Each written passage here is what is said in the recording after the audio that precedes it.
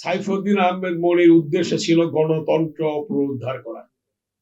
সাইফুদ্দিন মনির উদ্দেশ্য ছিল ভোটের অধিকার প্রতিষ্ঠা করা।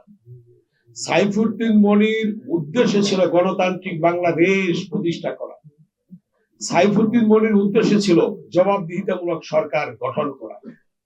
সেই উদ্দেশ্যকে লক্ষ্যকে সামনে রেখে তিনি আন্দোলন করেছেন, সংগ্রাম করেছেন, রাজপথে ছিলেন, পিছপা হননি, বারবার জেলে গিয়েছেন, ফ্লোরের মধ্যে শুয়ে থাকতেন, একটা খালি গায়ে শুয়ে থাকতেন।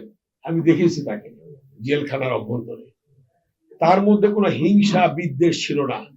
এমন একজন নির্লোভ রাজনীতিবিদ পাওয়া খুব কঠিন।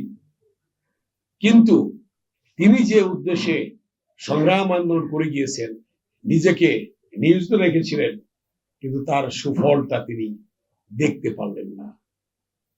আজকে এই দিনে তার মৃত্যুবার্ষিকীতে আমরা স্মরণ করে এটাই বলতে চাই যে আল্লাহ তাআলা তাকে বেহেশত নসিব করুক এবং তার যে স্বপ্ন ছিল সেই স্বপ্ন বাস্তবায়নের দিকে পথে। আপনারা জানেন এই স্বপ্ন বাস্তবায়নের জন্য আজকে কি হচ্ছে, বিভিন্ন জায়গায় বাধার সৃষ্টি হচ্ছে। নির্বাচন নিয়ে বাধার সৃষ্টি হচ্ছে এবং বিশেষ বিশেষ সময়ে বিশেষ বিশেষ বক্তব্য রেখে বিভিন্ন বিশেষ করে বিএনপিকে কটাক্ষ করে বক্তব্য রাখার চেষ্টা করা হচ্ছে। আপনারা দীর্ঘ 16 বছরের আন্দোলন দেখেছেন, স্বৈরাচার বিরোধী এরশাদ বিরোধী আন্দোলন দেখেছেন। আপনারা দেখেছেন জিয়া পরিবার সবচেয়ে দুর্যোগে, দুর্বিপাকে, দুঃসময়ে জনগণের পাশে ছিল, বিএনপি জনগণের পাশে ছিল।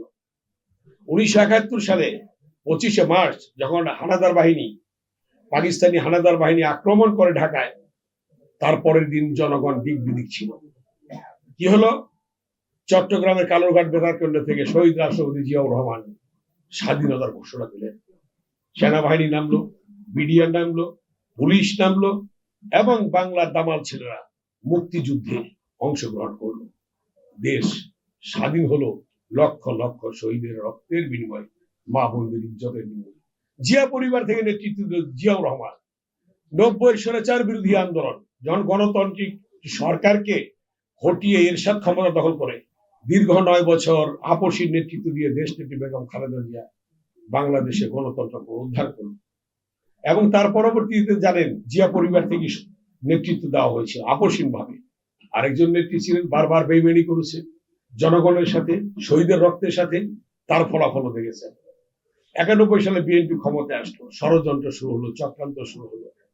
বিএনপির তৎকালীন সিনিয়র যুগ্ম মহাসচিব তারেক রহমান এই বাংলাদেশকে সামনের দিকে এগিয়ে নিয়ে যাওয়ার জন্য, জিয়ার স্বপ্ন বাস্তবায়নের জন্য, একটি আধুনিক বাংলাদেশ গড়ে তোলার জন্য তিনি চেষ্টা করলেন।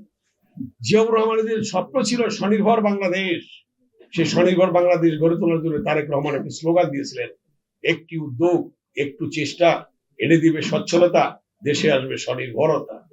সে স্বনির্ভর বাংলাদেশ গড়ার উদ্দেশ্য ছিল তারেক রহমানের।